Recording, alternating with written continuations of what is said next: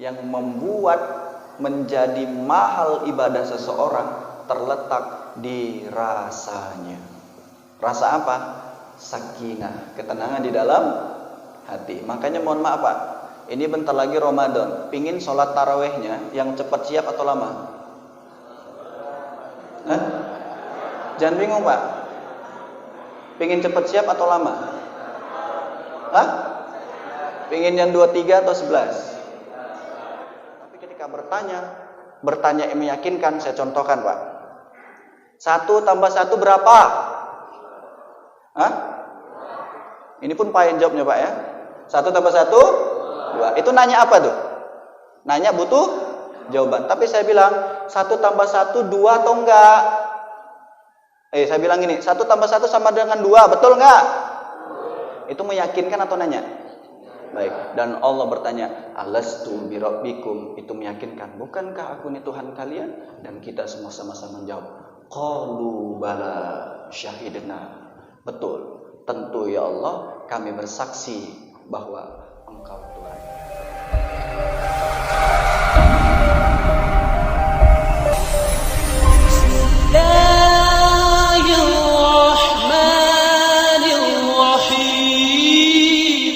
Assalamualaikum warahmatullahi wabarakatuh.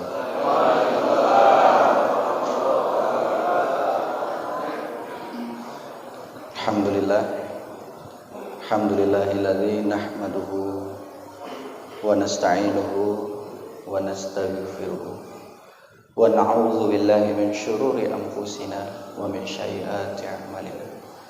May yahdihillahu fala mudilla lahu wa may yudlil fala hadiya lahu. Ayo Pak, sama-sama kita bareng-bareng. Asyhadu an la ilaha illallah wahdahu la syarika lahu wa asyhadu anna Muhammadan abduhu wa rasuluh alladzi la nabiyya ba'dahu. Kita berselawat, Allahumma shalli ala Muhammad wa ala ali Muhammad. Qala Allah Ta'ala fi kitabil karim, bismillahirrahmanirrahim, innaka la tahdi man ahbabta walakin Allah yahdi man yasha wa huwa a'lamu bil muhtadin. Shadaqallahu. Pertama-tama yang kami muliakan para tuan-tuan guru, alim ulama, para ustadz, wabil khusus Ustadz Pendro yang sebagai selaku ketua KSMM, dan kepada pengurus BKM serta Bapak Ibu seluruh jemaah sekalian. Alhamdulillah. Baik Bapak Ibu, insyaallah pengajian kita hari ini, siapapun yang dipilih Allah yang hadir di tempat ini adalah orang yang sengaja dihadirkan Allah, sekalipun Anda nggak punya niat hadir kemari. Misal kita nggak pengen kemari, niat pun nggak ada, tapi Allah bilang, aku mau engkau datang di tempat itu. Sampai nggak di sini? Ini orangnya kemana semua? Sampai nggak kemari?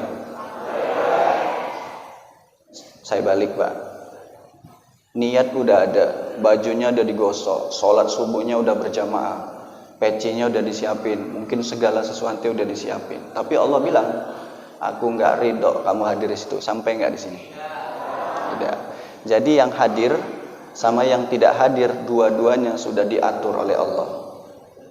Misal, kalau satu alam ini, seluruh makhluk di dunia ini mengatakan yes, tapi Allah bilang no, hasilnya apa? No. Tapi kalau seandainya semua orang bilang no, nggak mungkin, tapi Allah bilang yes, hasilnya apa? Berarti kalau gitu, segala hal apapun yang menentukan dalam hidup kita, karena ada yes-nya Allah. Sepakat? Karena ada apa?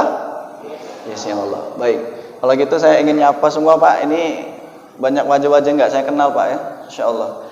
Tapi kita insyaallah hari ini, mudah-mudahan ini menjadi saksi setiap langkah Bapak Ibu yang hadir ke tempat ini, setiap langkahnya menjadi kebaikan dari Allah. Dan keluar dari sini selayaknya keluar dari segala dosa-dosa kita insyaallah. Amin ya rabbal alamin. Pak, ini kabarnya sehat semua Pak? Sehat. Fisiknya sehat ya? Sehat, alhamdulillah. Kalau ditanya hubungan rumah tangganya sehat ini Pak? Kok agak rapat ya? Sehat. Ini hubungan sama anak sehat semua ya Pak ya? Alhamdulillah sehat. Yang di sini pekerja, gimana urusan pekerjaannya Pak? Lancar Pak? Lancar. Yang berbisnis, lancar bisnisnya? Lancar ya? Baik. Hubungan sama tetangga bagus Pak? Bagus, insya? Kalau semuanya saya tanya tadi selalu mengatakan alhamdulillah, insya Allah. Saya ingin nanya satu hal di sini. Ya. Pertanyaan ini Anda nggak akan berharap dapat jawabannya dari orang lain kecuali diri Anda sendiri, di hati Bapak Ibu sendiri yang tahu jawaban dari pertanyaan ini. Siap? Boleh? Boleh. Kalau tadi semuanya baik, hubungannya baik, sama orang baik, sama tetangga baik, sama orang tua baik, insya Allah ya. Sama menantu, sama besanan semua baik. Tapi kalau saya tanya satu hal ini, Bapak-bapak pengen jawab apa saya nggak tahu. Apa kabar hubungan hatinya sampai detik ini sama Allah?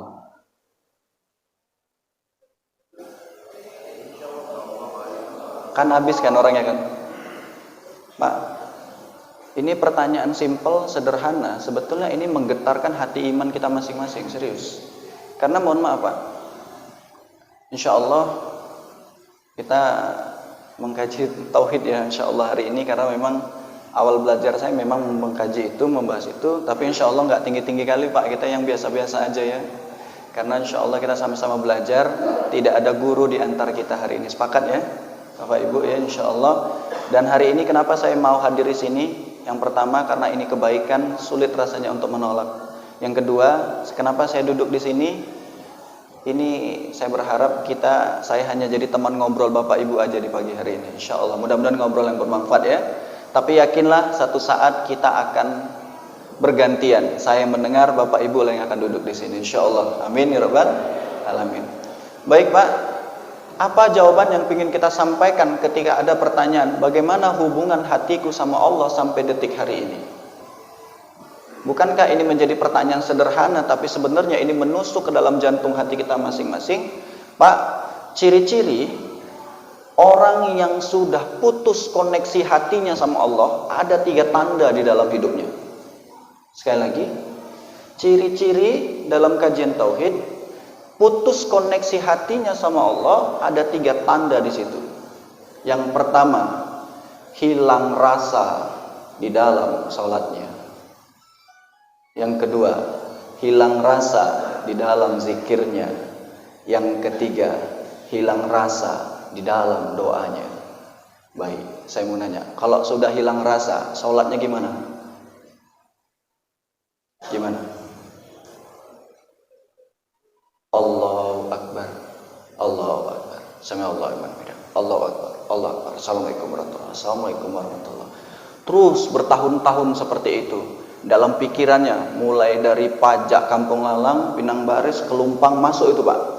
Bisa tuh Pak, nanti dalam sholat, mulai dari pajak sana, Carrefour, pindah ke Supermall bisa Pak. Dan bahkan keliling dunia pun bisa dalam pikiran kita. Karena apa?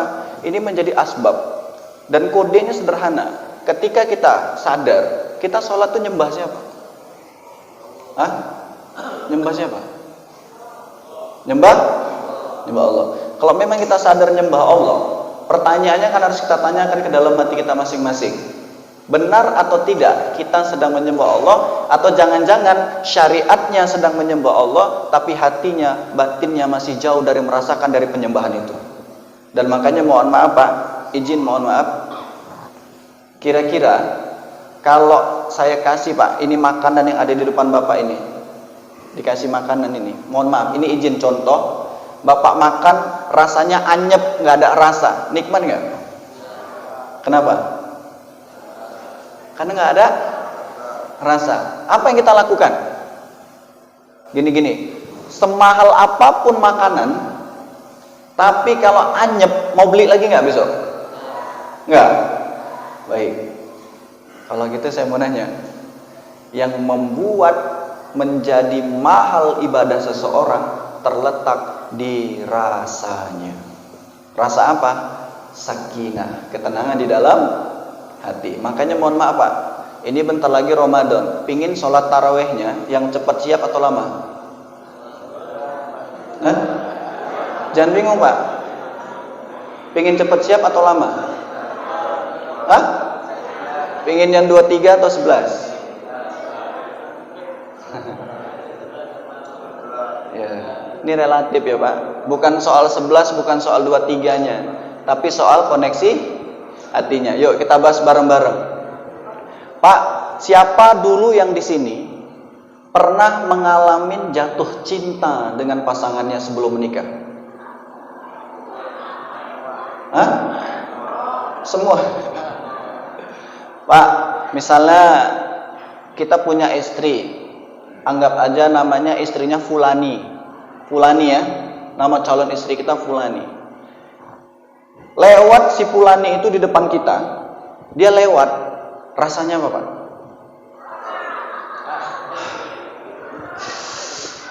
Betul? Padahal dia nggak negor kita, nggak nengok kita, tapi apa rasanya? Lucu kali Bu ini. Masya Allah ya. Nggak apa-apa ya. Tertawa yang jujur itu boleh, yang tak boleh tertawa tapi dusta. Tertawa tapi menggunakan ayat-ayat Allah. Tak boleh. Sama Syekh kami, kalau ketahuan kami ayat-ayat Allah dibuat jadi candaan dan tawaan, ditabok sama dia Pak. Karena itu sama seperti ngeleci ayat-ayat perkataan Allah. Saya sederhanakan Pak. Misal Bapak punya tulisan dibaca sama seseorang, pas dibaca terus dilece-lece Pak, diketawain jadi bahan candaan, Bapak rasanya apa? Rasanya apa? Hah? Kecewa, marah. Tapi mohon maaf Pak, mohon maaf lahir batin saya. Sekarang lagi rame membuat candaan lucu dengan ayat-ayat Allah. Astagfirullahaladzim. Dan Anda yang ikut tertawa sama hukumnya seperti mentertawakan ayat-ayat Allah. Istighfar Pak. Ini banyak Pak kejadian. Ayat Allah disindir supaya apa? Jadi bahan candaan dan lucu supaya Anda tertawa. Ini namanya melece dan menghina ayat-ayat Allah. Tapi mohon maaf Pak, izin. Mudah-mudahan tidak terjadi di FKSMM ini, insyaallah. Ya. Karena ini channelnya berkembang Pak kemana-mana. Channelnya saya pergi ke salah satu kota, ada pula yang ngikutin channel FKSMM ini. Dia nanya, antum ngisi di situ pernah saya lihat, tapi bukan channel FKSMM-nya, tapi channel dari salah satu channel, dan ternyata masih kombinasi dengan FKSMM. Masya Allah, mereka luar biasa. Subscribe-nya sudah 60.000. Ya, Masya Allah, benar ya? Tapi saya mau nanya, sama artis mana lebih banyak subscribe-nya? Ya. Baik, kita lanjut ya Pak. Sampai mana tadi? Sampai artis. Artis yang tinggal, Insya Allah. Ya, yang paling sederhana, ketikalah disampaikan ada nama si Fulani, orangnya nggak ada di situ, tapi disebutkan satu nama. Ada orang lagi ngobrol-ngobrol nyebut nama. Itu si Fulani. Bapak-bapak rasanya apa? Kok kayak nyebut nama dia ya? Betul nggak? Ngelihat ya, kok kayak ada nama dia. Padahal nama Fulani bukan dia doang, betul kan? Tapi rasanya apa? Rasanya Pak, nusuk di sini. Tiba-tiba pas Bapak di rumah, ada orang ngirim suratnya itu dari si Fulani. Ngelihat kop suratnya kepada Abang Da yang di rumah. Pak, saya yakin Pak, waktu Bapak megang suratnya belum dibaca, rasanya apa? Ini belum dibaca ini. Dari si Fulani, ditaruh di jantung sini kan? Pas ditaruh di sini, ternyata waktu dibuka suratnya, isinya apa? Ada satu pertanyaan di situ. Wahai Abang Da, sudahkah mempunyai pasangan? Kalau belum, bolehkah aku mendampingimu? Rasanya apa Pak? Hah? Rasanya? Baik, gregetan. Saya balik kondisinya. Bapak nggak suka sama dia, nengoknya aja enek, dikirim surat kayak gitu, rasanya apa? Dengan tulisan yang sama, rasanya sama atau enggak? Enggak sama. Baik, Pak, barusan saya ngomong apa ya? Nyindir apa ya barusan? Nyindir? Rasa apa? Rasa hati sama apa? Sama Allah. Apanya sama Allah? Ini main tebak-tebak Allah aja. Sama apa? Saya sedang menyindir kalimat, kata-kata yang Allah tuliskan yang hari ini ada di rumah Bapak Ibu sekalian. Apa itu? Al-Quran. Baik, saya mau nanya, Pak, sewaktu Bapak membaca Al-Quran, pernah nggak gini? Mohon maaf, ini kita bicara awamnya saja dulu. Seandainya Bapak membaca Al-Quran, nggak tahu artinya, misalnya nggak tahu artinya, tapi saya yakin Bapak-Bapak bisa bahasa Arab semua ini, insya Allah. Ini pura-pura aja nggak tahu ya Pak, nggak tahu artinya. Tapi pas membaca ayat itu, tiba-tiba terletak rasa di hati seperti mau menetes air mata. Pernah?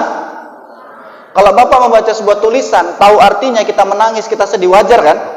Ini nggak tahu artinya, menangis dan sedih. Dan itulah mukjizat Allah ketika seseorang itu tersentuh dengan yang dia baca, walaupun dia nggak tahu artinya, dan Allah yang menyentuhnya di situ. Why? Kenapa bisa gitu? Karena dia dekat dengan ayat itu. Makanya tadi awalnya saya sindir Pak, jangan menghina atau meleceh ayat-ayat Allah, walaupun kita nyampaikannya, mohon maaf. Jangan, ayat-ayat Allah itu bukan hiburan, tapi menjadi teguran. Baik, ada ayat Allah di dalam Al-Quran di surat nomor 7 ayat 204, sebelah kiri di bawah baris ke-13 kalau nggak salah. Apa bunyinya ayat Allah? A'udzu billahi minasyaitonir rajim. Bismillahirrahmanirrahim. Wa idza qari'al Qur'an fastami'u lahu wa ansit la'allakum turhamun. Yang ngomong siapa? Allah. Wa idza, ketika qari'al Qur'an, dibacakan Al-Qur'an, fastami'u lahu, dengarkan itu. Siapa yang nyuruh dengerin? Wa amsit, diam. Apa Pak poinnya? Dibacakan Al-Quran, dengar, diam. Sekali lagi, dengar, diam. La'allakum turhamun, mudah-mudahan kamu mendapat rahmat. Pak, rahmat Allah banyak, tapi saya mau nanya, apa rahmat Allah yang paling tinggi dalam hidup kita? Rahmat Allah paling tinggi. Apa rahmat Allah yang paling tinggi? Hah? Iman, Islam, rahmat Allah yang Pak, kalau sekedar beriman cukup kita bersyahadat udah dititipkan Allah keimanan itu, serius. Dua rahmat Allah yang paling tinggi. Yang pertama adalah hidayah. Ada yang lebih mahal dari hidayah? Ada? Hidayah bisa dibeli? Yang kedua, ampunan. Berarti ketika dibacakan Al-Quran, kau diam, dengar, maka itu satu kode bahwa ada rahmat Allah di situ. Nanti ini musim Isra Mi'raj Pak. Kenapa saya sampaikan demikian? Musim Isra Mi'raj ini kan ada qori yang dibacakan sebelum dimulai acara, betul? Ketika qori dibacakan, A'udzu billahi minasyaitonir rajim. Merdu sekali qorinya membaca. Tapi apa yang terjadi? Ayat Allah menyuruh ketika ada orang membaca Quran, dibacakan Al-Quran, apa yang pertama tadi? Dengar, diam. Tapi yang jadi masalah besar hari ini Pak, mohon maaf, mudah-mudahan tidak di lingkungan kita. Ketika dibacakan Al-Quran, qori membaca, kita pun sari tilawah sama orang sebelah. Itu istighfar yang pernah kayak gitu. Itu namanya apa? Secara tidak langsung kita sedang ngapain? Sedang nggak selera dengarkan ayat-ayat Allah. Makanya disindir sama Allah. Qul huwallazi ansha'akum wa ja'ala lakumus sam'a wal absar wal afida qalilan ma tashkurun. Siapa yang nyindir? Ku ciptakan, ku berikan kepadamu telinga, ku berikan kepadamu pandangan, ku berikan kepadamu hati nurani. Tapi apa yang terjadi?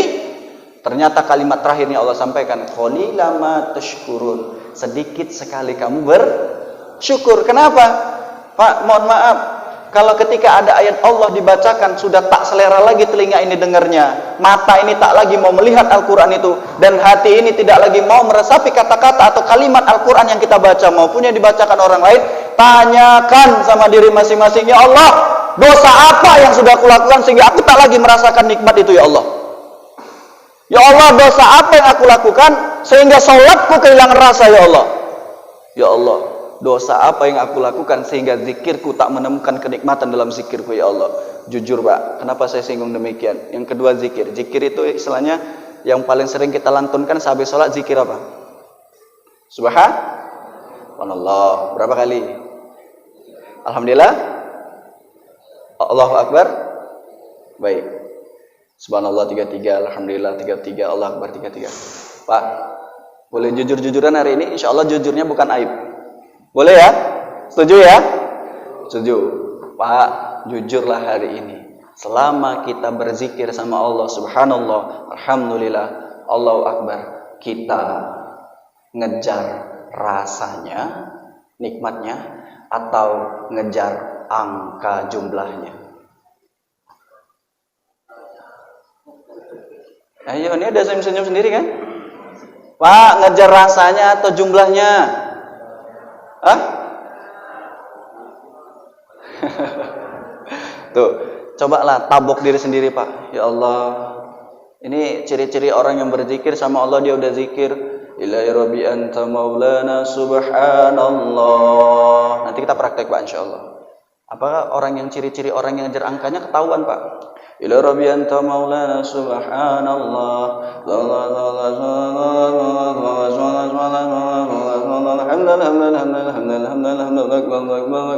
Saya pernah nanya Pak, karena teman saya tanya, antum kok zikirnya kayak gitu? Apa jawabannya? Nanti kalau lama-lama ditinggal jemaah, tinggal aku sendiri katanya. Loh, zikir kok malah ngikutin orang? Sebenarnya fokus di dia. Kalau dia nyadi fokus, Allah yang gerakkan jemaah itu ngikut Pak. Berarti zikirnya fokusnya kemana? Mohon maaf Pak ya, izin. Kenapa ini terjadi? Karena kita tanpa menyadari, yang katanya mulut kita sedang berzikir kepada Allah, tapi hati kita masih jauh dari kalimat zikir itu. Ya, sederhana Pak sebenarnya. Makanya tak usah mengkaji terlalu tinggi kali. Kalau yang dasar-dasar aja hancur babak belur ini Pak. Urusan zikir, urusan mohon maaf ya, urusan sederhana, urusan ibadah kita, mohon maaf sekali lagi Pak. Saya mohon maaf, tidak bermaksud menyudutkan siapapun, tapi inilah faktanya di lapangan. Mbak, sekarang saya menanya lah, sederhana lagi di sini. Kalau seandainya zikir, kita mengucapkan subhanallah, dari mana caranya? Ibnu Athaillah mengatakan, apa yang keluar dari lisanmu adalah bungkusan corak di dalam kolbumu. Kalau mulutmu mengatakan demikian, sejatinya hati itulah yang menjadi sumber tempat keluarnya isi lisanmu. Jadi mohon maaf, ketika kita menyampaikan lisan sudah menyampaikan tapi hati tak terasa, jangan-jangan lisannya lebih kencang daripada batinnya. Tapi ketika batinnya duluan terasa, maka lisan akan ngikutin, karena lisan ini sejatinya secara ilmiah adalah lisan ini secara spiritual adalah tempat keluar isi hati. Sekali lagi, lisan ini adalah tempat keluar isi hati. Makanya nggak ada Pak istilah, mohon maaf ya Bapak Ibu, mulut saya aja kayak gini tapi hati saya baik. Nggak ada itu. Itu sering kita dengar kayak gitu. Karena apa yang keluar dari lisanmu sejatinya adalah bungkusan dalam corak isi kolbu. Dan dalam kitab Ahlikam pun dibahas, Ibnu Athaillah pun menyampaikan, apa yang keluar dari isi hati sejatinya itulah yang akan keluar dari lisan kita. Ketika kita mengucapkan takbir Allahu Akbar di dalam sholat, dan ketika kita mengatakan Allahu Akbar tapi hatinya ketinggalan, maka dia akan berlepas dari khusyuan itu. Sederhana Pak. Coba sehitungan ketiga, subhanallah sekali, alhamdulillah sekali, Allahu Akbar sekali. 1, 2, 3. Subhanallah, alhamdulillah, Allahu Akbar. Sering ya Pak? Sekarang sama-sama kita praktekkan hari ini. Kata Ibnu Qayyim al-Jauziyah, beliau mengatakan orang yang bijak adalah ketika lisannya tidak mendahului hatinya.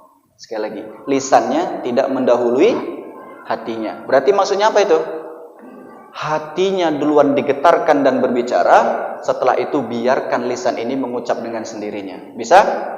Yuk, kita praktek ini Pak. Insya Allah nih kajiannya nggak hanya dengerin, praktek nih Insya Allah ya. Yuk, sama-sama Pak. Hati dulu, rasakan dan keluarkan dengan lisan. Kita bandingkan dengan yang pertama. 1, 2, 3. Sekali lagi Pak.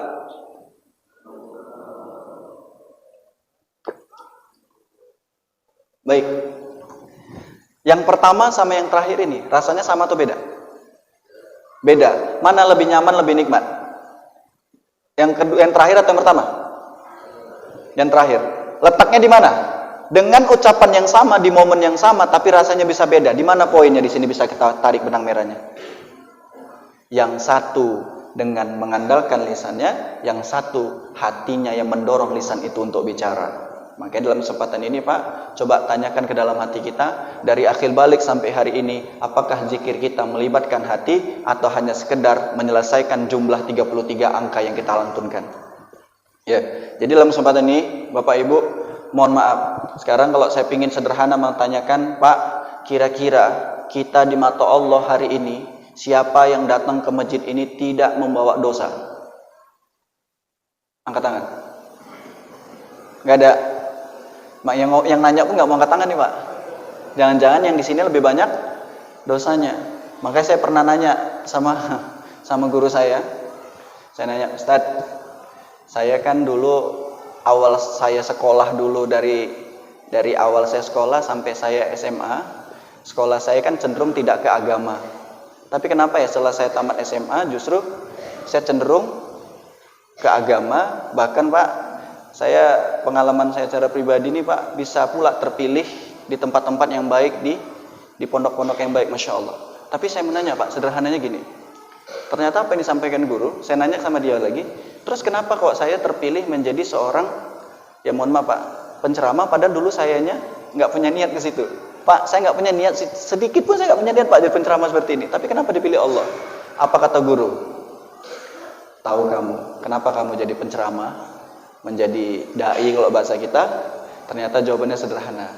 Dia mengatakan, karena sudah terlalu banyak dosamu yang dulu, Allah ingin menghapusnya dengan kau berikan kebaikan-kebaikan sama orang lain. Disitulah saya paham Pak, jangan kepedean menjadi seorang ustadz, jangan-jangan kita jadi ustadz itu karena dosa kita udah terlalu banyak Pak. Dan Allah ingin ampunin itu dengan cara apa? Berikan kebaikan sama orang lain. Masya Allah. Dan setelah ini jangan dibully Pak. Ustadz, pasti kau banyak dosa. Itu salah. Itu berarti namanya apa? Kurang ajar itu. Ini hanya istilah menggetarkan hati supaya apa? Berlepaslah kita dari kesombongan itu. Insya Allah ya Pak. Insya Allah. Mohon maaf lahir batin. Nah, yang di sini yang kira-kira dosanya sedikit. Tadi kan yang banyak dosa, yang sedikit. Hah? Ada? Nggak ada. Pak, ini serius. Angkat tangan yang hari ini dosanya ngerasa udah banyak kali dosanya, angkat tangan. Saya duluan angkat tangan. Insya Allah. Tapi ini malaikat ngeliat loh ini. Dicatetin ini, yang ngaku sama enggak, yang pura-pura ngaku ini ketahuan ini. Ada yang angkat tangan gini, ada yang gini. Berarti kan nggak nanya ke hatinya. Masa untuk angkat tangan ngaku aja susah ya, Pak. Rahmat Allah tadi ada dua. Satu hidayah, yang kedua adalah ampunan. Pak, saya mohon maaf nih Pak, izin sekali lagi Pak. Kapan orang itu bisa minta ampun sama Allah? Kapan? Setelah sholat? Setelah sakit, apa? Susah, punya keinginan, makanya disindir sama Allah tuh kan. Ketika kamu susah, kamu minta kepadaku, pas susahnya hilang, Allahnya juga hilang. Ini orang di luar sana lah, sini nggak ada, insya Allah. Nggak ada yang gitu ya, insya Allah. Nah, kalau memang kita berharap ini ampunan Allah itu adalah rahmat Allah yang paling besar setelah hidayah, maka saya menanya, kapan orang itu minta ampun sama Allah? Maka kuncinya adalah di saat Allah getarkan rasa berdosa itu. Sekali lagi Pak, kapan orang itu akan minta ampun sama Allah? Di saat dia sudah mulai digetarkan sama Allah rasa berdosa. Karena mohon maaf Pak, banyak hari ini orang meminta tapi kayak nggak pengen dikasih. Betul? Banyak hari ini orang minta ampun tapi kayak nggak pengen diampunin. Bilang aminnya aja susah Pak. Imam baca, doanya bagus. Allahumma gfir lana zunubana wali walidina warhamhuma kama rabbayana shaghira. Amin. Doanya Pak, itu untuk bersama. Tapi bilang aminnya aja kayak orang nggak pengen dikasih Pak. Amin. Nanti dikasih minta doa kebaikan. Coba, siapa yang di sini sering baca doa ini? Rabbana, lanjutin.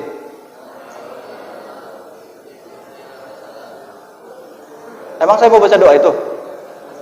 Ya, baca doa itu. Rabbana atina fid dunya hasanah wa fil akhirati hasanah wa qina adzabannar. Ada 3 poin dari doa ini. Kebaikan dunia, kebaikan akhirat, dan terakhir Azabannar. Pak, bagus nggak ini? Saking bagusnya Pak, saya yakin Pak di sini tidak ada yang pernah menghafal doa ini. Terhafal dengan sendirinya, betul? Ada yang pernah gini, Robbana, apa tadi ya? Ada? Terhafal dengan sendirinya. Dan itulah nikmat dari Allah. Dan ternyata dipecahkan rekor. Sampai sekarang ini saya baru paham Pak. Belum ada saya temukan satu orang pun yang dia menghafal surat Al-Ikhlas. Belum saya temukan. Rata-rata terhafal dengan, siapa yang izinkan itu? Pernah Pak? Bapak ingat dulu surat Al-Ikhlas dihafal atau terhafal dengan sendirinya? Dilapaskan sama gurunya, terhafal dengan sendirinya. Kecuali ayat-ayat usus, surat-surat usus baru kan dihafal kan? Nah ini bukti bahwa kalau kita diizinkan Allah ada hafalan dimasuk ke sini, berarti ada kebaikan dari ayat itu, dan doa yang terhafal ada kebaikan dari doa yang kita sampaikan. Kebaikan dunia, kebaikan akhirat, waqina adzabannar. Saya mau nanya, dunia akhirat. Saya belum masuk ke adzabannarnya ya. Dunia dan akhirat. Pak, kira-kira kalau memang kita minta kebaikan dunia dan akhirat, kita lebih banyak mana? Minta kebahagiaan dunia atau akhirat? Hah? Udah Pak, jujur aja lah. Banyak minta dunia apa akhirat? Dunia. Ujung-ujungnya apa? Gara-gara dunia, akhiratnya lupa, ya kan? Pak, sederhana Pak. Bagaimana kita bisa ngelihat poinnya ini? Belum masuk waqina adzabannar nih Pak. Ini trader aja ajab neraka. Ini pengen masuk surga apa masuk neraka ini semua di sini? Masuk surga. Kelakuan kita dekat ke surga apa ke neraka? Hah? Tuh kontra Pak. Antara permintaan sama kelakuan nggak sama, masya Allah ya.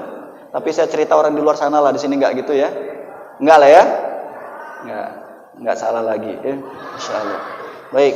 Kalau memang kita minta kebahagiaan akhirat, mohon maaf sekali Pak.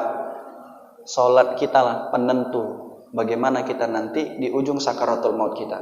Salat kita lah penentu bagaimana kita nanti di ujung kematian kita, dan bagaimana nanti setelah kita mati salat itulah menjadi penentu. Pak, dulu saya ini waktunya sedikit lagi nih ya. Jam berapa saya ini? 9? Ya. 11 ya. Saya jam 9 ada jadwal Pak, nggak bisa ya. Baik Pak, dulu di Allah sudah menuliskan di Al-Quran di surat nomor 7 ayat 172 sebelah kanan di atas, panjang ayatnya atas sampai ke tengah. Berarti ayatnya itu bagi dua antara atas sama yang tengah. Surat 7 surat pura-pura nggak tahu aja Pak. Al-A'raf ya. Bapak tahu, coba kan rendah hati nggak mau bilang ya kan. Al-A'raf. Apa kata Allah? Allah pernah bertanya di dalam Al-Quran. Bertanyakan kepada kita sewaktu kita belum jadi kayak gini. Masih di alam ruh. Allah bertanya. Saya singkat aja nih Pak. Wa ashhadahum ala anfusihim. Dan aku minta kesaksian terhadap ruh kalian sendiri. Alam fase yang pertama adalah alam ruh. Belum kayak gini. Siapa yang dikenal alam ruh? Siapa yang dikenal? Ada kenal tetangga sebelah? Siapa yang pertama dikenal? Allah. Tidak ada yang dikenalnya, hanyalah Allah. Makanya ketika sudah dikenalnya Allah, Allah bertanya kepada ruh kita, alastu birabbikum, bukankah aku Tuhanmu? Bukankah aku Tuhan kalian? Yang nanya siapa? Dan saat itu kita mengatakan, qalu bala. Kenapa bala? Kenapa nggak kita bilang na'am? Ini tafsir dalam bahasa Arab. Ketika ditanya, Allah bertanya bukan karena tidak tahu jawabannya, tapi Allah bertanya untuk meyakinkan. Makanya kita jawab apa? Bala. Pak, beda bertanya tidak tahu sama beda bertanya dengan meyakinkan. Kalau bertanya tidak tahu, jawabannya pasti apa? Naam kita bilang dalam bahasa Arab ya. Izin ya Bapak-bapak, Ustaz-ustaz yang mungkin lebih paham soal itu. Tapi ketika bertanya yang meyakinkan, saya contohkan Pak. 1 tambah 1 berapa? Hah? Ini pun Pak yang jawabnya Pak ya. 1 tambah 1, 2. Itu nanya apa tuh? Nanya butuh jawaban. Tapi saya bilang 1 tambah 1 2 atau enggak? Saya bilang gini, 1 tambah 1 sama dengan 2, betul enggak? Itu meyakinkan atau nanya? Baik, dan Allah bertanya, alastu birabbikum, itu meyakinkan, bukankah aku ini Tuhan kalian? Dan kita semua sama-sama menjawab, qalu bala syahidna. Betul, tentu ya Allah, kami bersaksi bahwa Engkau Tuhan kami. Kalau memang Engkau Tuhan kami, antaqulu yaumal qiyamah inna kunna an hadza ghafilin. Apa yang diminta Allah? Kalau memang Engkau bersaksi aku Tuhan kamu, maka jangan sampai di hari kiamat kamu lalai dengan kesaksianmu sendiri, dan ditiupkanlah ruh tadi ke dalam alam yang kedua, alam rahim. Masuk ke alam rahim, siapa yang dia kenal? Cuma Allah. Dan siapa yang menitipkan tangan kita bertumbuh, jari-jari tumbuh, tubuh tumbuh, kaki tumbuh, semuanya tumbuh, diproduksi sama Allah. Dan ini suatu hal yang luar biasa. Buat ibu-ibu saya tanya, yang pernah hamil aja nih, yang belum hamil jangan. Bu, plasenta itu ada setelah hamil atau waktu nggak hamil? Plasenta. Yang hamil aja pengen jawab, mana Pak lagi? Plasenta, uri-uri itu, segala macam apa itu? Saat waktu nggak hamil ada nggak? Nah, saya mau nanya, kami pernah Pak dibahas sama guru kami tentang membahas tentang plasenta. Iya ya. Berarti intinya apa? Ketika Allah memberikan sesuatu, pasti dicukupkan sama Allah keperluannya. Itu tauhidnya. Ketika orang hamil, dititipkan Allah plasentanya. Dan mohon maaf, ibu-ibu yang tak hamil bisa keluar susunya. Saat kapan, Bu?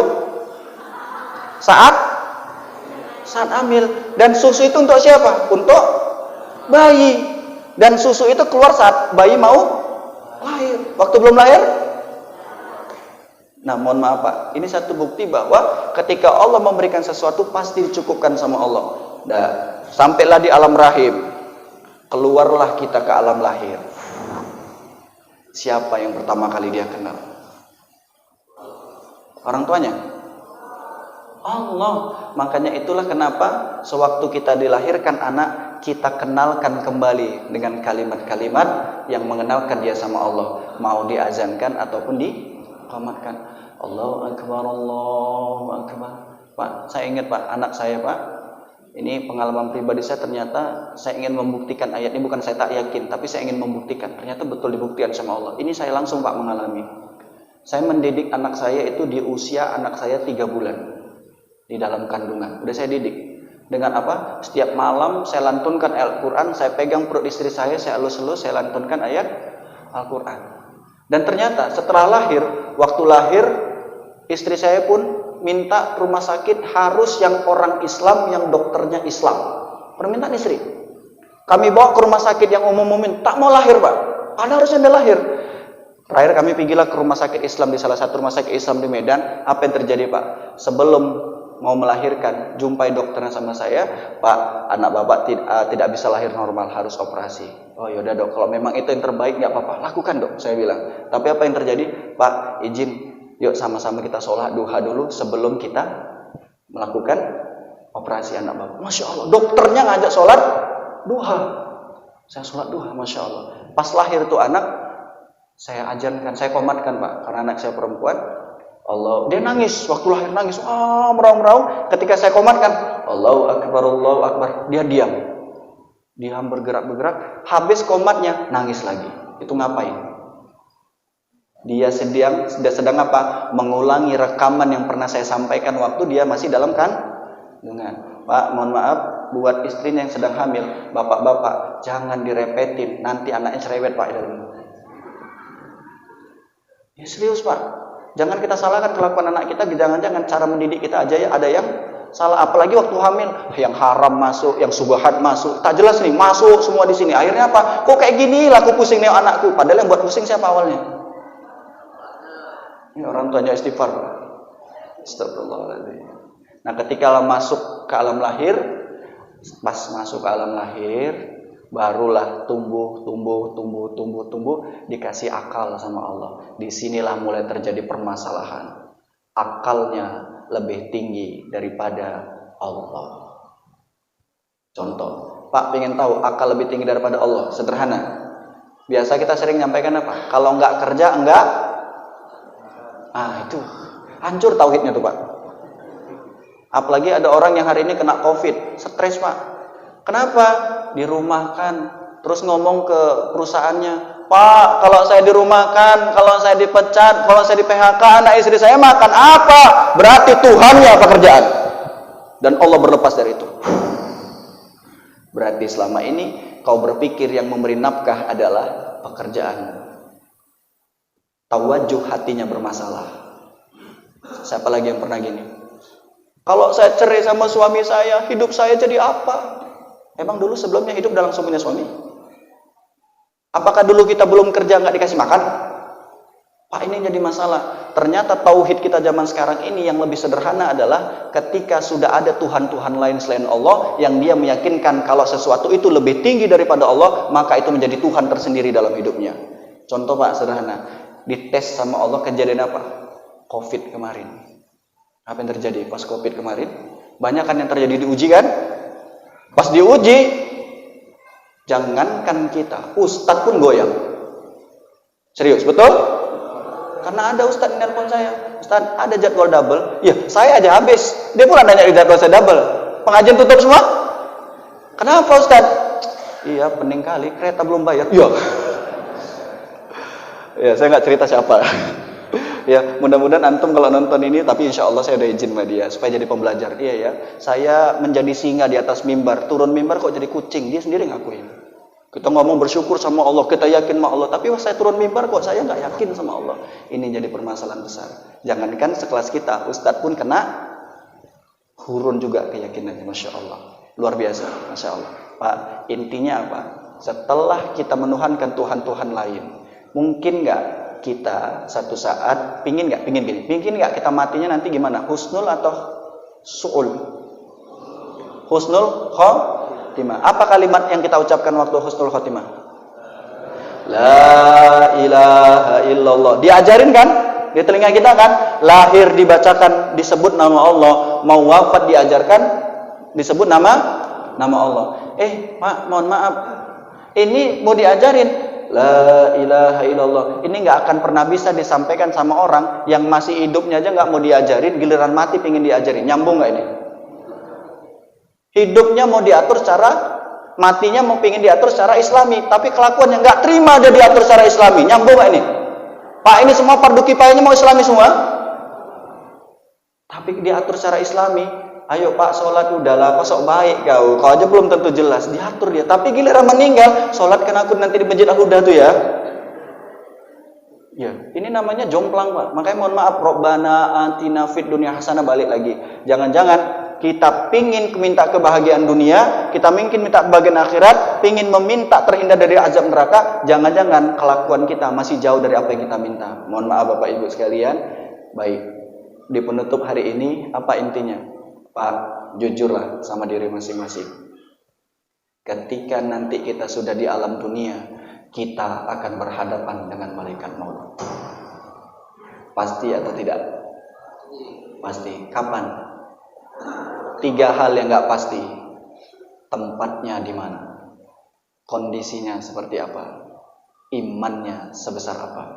Belum pasti. Makanya Pak, jangan terlalu pede kita bisa menjadi orang yang soleh, kita bisa sholat bukan karena kita hebat, tapi karena ada izin Allah yang membantu itu semua.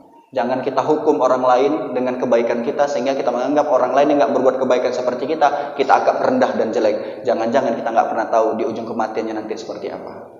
Pak, izin mohon maaf. Ketika kita sama-sama belajar di sini, insya Allah saat kita berhadapan dengan malaikat maut, dan di situ terbunyilah suatu kalimat, wahai Fulan bin Fulan, Fulan binti Fulan, aku hari ini datang kepadamu memenuhi janjimu kepada Allah bahwasanya hari ini waktumu sudah habis. Dan ketika malaikat maut berkata gitu, kita bisa ngomong apa Pak? Makanya Pak, izin mohon maaf lagi, saya mohon maaf lahir batin, jangan sampai kita sadar punya Tuhan, kita sadar kita menyembah Allah saat kematian kita sudah di ujung sakaratul maut kita. Hidup kita sudah di ujung sakaratul maut kita. Makanya ketika Fulan bin Fulan, Fulan binti Fulan, aku datang kepadamu memenuhi janji Allah, waktumu sudah habis. Apa yang dipertanggungjawabkan saat itu? Dicabutlah nyawa kita. Pas dicabut, masuklah kita ke fase yang keempat. Alam apa? alam barja. Masuk. Pas masuk di alam barja. Kira-kira kondisinya kayak mana, Pak? Hah? Ini kalau ada yang tahu saya bingung, jangan-jangan udah pernah masuk. Tukang gali kubur aja bangkit lagi dia mau ditanam. Betul? Pas masuk. Mohon maaf Pak, izin. Kita ngambil pembelajaran iktibarnya saja. Seandainya nanti di alam kubur ditanya. Tapi yang nanya bukan Allah, yang nanya tentaranya Allah, malaikat di alam kubur. Apa pertanyaannya? Man Rabbuka. Tadi naik lagi Pak. Man Rabbuka. Tadi yang terakhir Man Rabbuka. Kita bisa bilang apa? Nggak tahu. Pak, saya mau nanya. Seorang dosen ngasih soal untuk mahasiswanya, pelajaran yang pernah dipelajari atau belum? Guru ngasih soal ujian untuk muridnya yang udah pernah dipelajari atau belum? Berarti pertanyaan di alam kubur yang sudah pernah diajari atau belum? Kapan? Waktu alam ruh. Alastu birabbikum. Qalu bala syahidna. Benar ya Allah, engkau Tuhan kami. Makanya ditanya sama Allah, dan aku berharap nanti di hari kiamat, di hari akhir nanti kau tidak lengah dari apa yang kau saksikan. Ternyata masuk di alam kubur, harusnya Pak, logikanya ketika kita ditanya sesuatu yang pernah dikasih tahu, bisa jawab atau enggak? Tahu kenapa enggak bisa jawab? Alasannya satu, karena Allahnya hilang dengan akal kita. Akhirnya Pak, hilang, semakin jauh, lupa sama Allah. Nah, ketika udah lupa sama Allah, tibalah kematian, di ujung kematiannya masuk dia dalam kubur, maka dia tak akan bisa menjawab siapa Tuhannya yang sebenarnya. Mohon maaf lahir batin. Hari ini Pak, izin di penutup ini saya mau nanya, kita lebih gampang mana? Taat atau maksiat?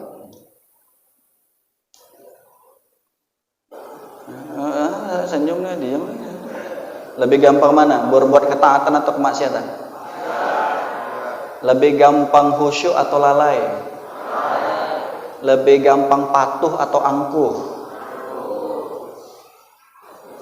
Cocok surga ini Pak. Sadar kan Pak? Sadar. Tapi Allah mengatakan, A'udzubillahi minasyaitonirrajim. Bismillahirrahmanirrahim. Qul ya ibadi, katakanlah kepada hamba-hambaku, la taqnatu mir rahmatillah, jangan putus asa dari rahmat Allah. Apa tadi rahmat Allah? Hidayah dan ampunan. Seolah-olah Allah bilang, hei kau ahli maksiat, hei kau pendusta, hei kau orang munafik, hei kau yang mengkhianatiku. Kata Allah, jangan putus asa, karena ampunanku lebih besar daripada azabku. Artinya apa? Semua yang di sini punya kesempatan ingin diampuni sama Allah. Pingin diampuni sama Allah? Pingin? Apa syaratnya pingin diampuni sama Allah? Sadar kalau kita punya dosa, dan orang yang sulit minta ampun sama Allah karena dia tidak sadar kalau dia punya dosa. Pak, saya ulangi di mana-mana Pak, ada azab Allah yang ada tapi tak terasa. Dia lagi diazab tapi nggak terasa, nggak sadar lagi dia azab sama Allah. Siapa mereka? Mereka adalah orang yang sedang berbuat dosa tapi tidak digetarkan rasa berdosa itu waktu dia berbuat dosa itu. Istighfar. Nggak sholat, biasa-biasa aja. Bermaksiat, biasa-biasa aja. Itu azab dari Allah. Dan ada yang lebih dari itu, malah dia bangga dengan dosa-dosanya. Contoh, ini kejadian di lapangan Pak. Ada satu orang minum minuman keras, 1 gelas tenggen. Yang satu lagi ngomong, kau baru 1 gelas aja tenggen kau. Aku yang udah 1 teko aja biasa-biasa aja, cemen lah kau. Yang ngomong ini adalah orang yang bangga dengan dosanya. Dan inilah orang yang gampang kena laknat Allah. Hati-hati Pak. Mudah-mudahan di sini nggak ada yang pernah ngomong itu. Karena kalau kita tidak digetarkan rasa berdosa, itulah azab yang ada tapi tak terasa. Nah, tanyakan ke dalam hati kita, sering minta ampun sama Allah? Tanyakan dalam hati kita, saat kita minta ampun sama Allah, bergetar atau tidak rasa berdosa itu? Kalau tidak bergetar rasa berdosa itu, tanyakan sama Allah, ya Allah, dosa apa yang menghalangiku untuk merasakan getaran dosa itu? Mohon maaf Pak, Kalau memang kita hari ini sadar kita berdosa, sama-sama kita minta ampun sama Allah, sama-sama hari ini kita izin ya, sama-sama kita hari ini saya cenderung ketika ngisi kajian lebih cenderung ke doa dulu. Kalau mau tanya jawab setelah doa, ya. Jadi sama-sama Pak, kita berdoa sama Allah, kita sadari dulu dosa kita. Boleh nggak Pak, saya izin satu aja. Ingat dosa kita yang masa lalu yang pernah kita lakukan. Satu aja yang menurut Bapak Ibu itu yang paling besar yang pernah Bapak Ibu lakukan. Pernah? Udah ingat? Misal, saya pernah berzina, ya Allah. Saya pernah minuman keras, ya Allah. Saya pernah menyakiti hati orang tua, ya Allah. Saya pernah menyakiti si fulan, ya Allah. Saya dulu maling, ya Allah. Tapi kita semua insya Allah udah tobat semua. Tapi ingat dosa itu. Dan bayangkan ketika dosa itu terbawa di sakaratul maut kita. Dan terbawa sampai yaumil akhir kita dipertimbangkan nanti sama Allah. Siapa? Udah ingat semua?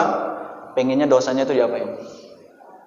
Diampuni. Diampuni dengan apa? Kita sama-sama beristighfar sama Allah. Astaghfirullahaladzim. Semakin ingat dosanya Pak.